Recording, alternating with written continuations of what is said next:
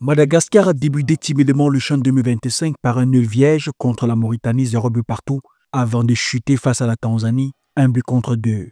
Mais les hommes de l'entraîneur Romuald Rokotongrabe ont su réagir en s'imposant contre la Centrafrique 2 buts à 0, puis face au Burkina Faso 2 buts à 1 pour décrocher leur bien quart de finale. Face au Kenya, il a fallu la séance des tirs au but pour se qualifier 4 tirs contre 3 après un score d'1 but partout au terme du temps réglementaire. En demi-finale, Madagascar confirmait son mental en éliminant le Soudan 1 but à 0 et s'offre ainsi une première finale historique.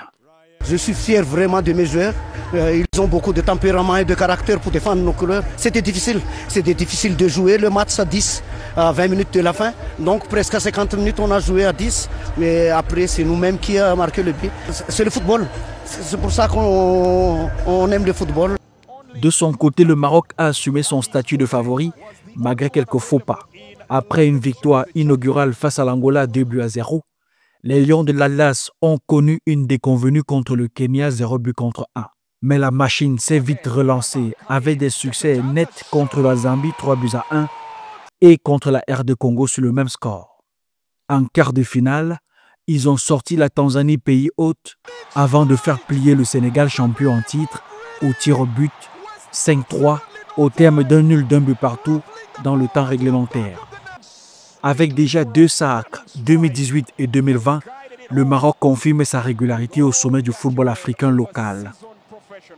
Je pense le fait d'être aujourd'hui, déjà de jouer aujourd'hui le match de la demi-finale, c'est déjà, pour nous, c'était déjà une chose de très très important. Et le fait de passer en finale, pour nous, c'est déjà un titre, vu comment on a commencé et on est venu. Mais je peux vous assurer qu'on est plus motivé pour remporter le titre. Sur le papier, l'expérience plaide en faveur du Maroc, véritable machine à gagner. Mais Madagascar a déjà prouvé qu'il pouvait renverser les pronostics, comme lors de la victoire contre le Burkina Faso et son exploit face au Soudan. Le duel entre ces deux finalistes illustre la richesse de l'imprévisibilité du CHAN. Reste à savoir si le Maroc décrochera un 3e titre ou si Madagascar inscrira pour la première fois son nom au palmarès de la compétition. Les Barayas de Madagascar ont marqué l'histoire en se hissant en finale du championnat d'Afrique des Nations CHAN 2025. Cette qualification est l'apogée d'une ascension fulgurante, faisant suite à leur remarquable 3e place lors de l'édition 2022. Leur parcours jusqu'à la finale a été une démonstration éclatante de puissance, de détermination et de cohésion. Sous la direction de Romuald Rakotondrabe, les Barayas ont su s'affirmer, éliminant le Soudan en demi-finale pour s'imposer comme un sérieux prétendant au titre. Selon l'entraîneur, cette performance est le fruit du tempérament et du caractère de ces joueurs qui ont su défendre les couleurs malgré les conditions très difficiles. C'est magnifique ce que nous avons fait, c'est incroyable, mais je suis fier de mes joueurs.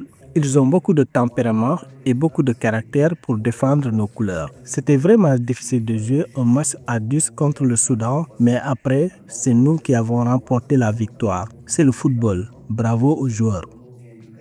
Les Malgaches sont parvenus à déjouer les pronostics. Leur style de jeu, à la fois offensif et solidaire, a séduit et impressionné. Ils ont réussi à surmonter les obstacles et à triompher des adversaires les plus coriaces, se forgeant ainsi une place bien méritée pour la finale. Nous avons eu une expérience par le passé contre le Sénégal. J'espère que cette fois-ci, ce sera la bonne. C'est 2 équipes qui veulent remporter la finale, donc cela va être un moment fort, un moment avec beaucoup d'intensité. En 2023, Madagascar a obtenu la médaille de bronze et vise désormais l'or en finale du CHAN. Cependant, la tâche s'annonce difficile car ils affronteront le Maroc, double champion en titre. Quel que soit le résultat, le parcours des Barayas restera mémorable et marque l'émergence d'une nouvelle puissance dans le football africain.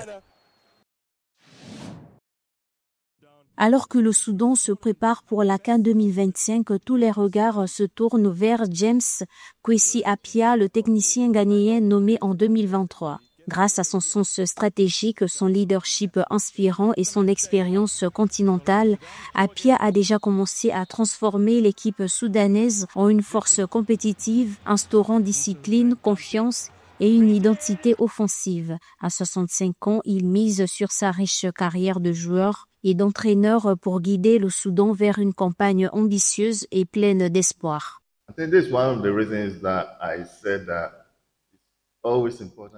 La psychologie joue un rôle essentiel dans la performance sportive. Certains clubs européens emploient plusieurs psychologues pour préparer mentalement les joueurs, car la motivation ne vient pas seulement de l'entraîneur, mais surtout de l'environnement psychologique et de la conscience du joueur de ce qu'il peut accomplir. Vous avez besoin de tout un environnement psychologique pour motiver les joueurs, pour les aider à se surpasser. Une fois qu'un joueur comprend ce qu'il peut gagner, le rôle de l'entraîneur devient complémentaire.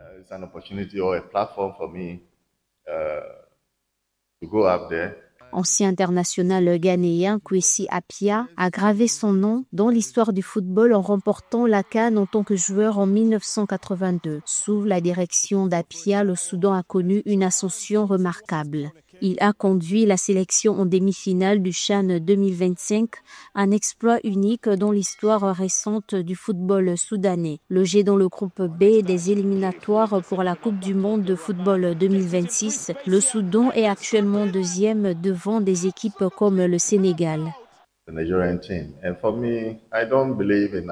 Pour ma part, je ne crois pas qu'on puisse jouer ou condamner un joueur ou même une équipe entière sur la base d'un seul match. C'est pourquoi, lorsqu'on joue en équipe, il est essentiel de considérer chaque joueur comme une menace potentielle. Je ne peux pas désigner une seule personne en particulier. Ce qui compte avant tout, c'est d'être capable de soutenir et de valoriser ces menaces, autrement dit, les meilleurs joueurs de l'équipe. James Kwesi Appiah n'est pas seulement un entraîneur accompli, c'est un artisan de l'espoir comme le témoignent ses joueurs. Dans un pays ravagé par la guerre, il transforme chaque match en une lueur de joie, un instant de paix et de fierté pour tout le peuple soudanais. Sa capacité à bâtir une équipe compétitive, soudée et inspirée souligne son statut de miracle workers du football africain.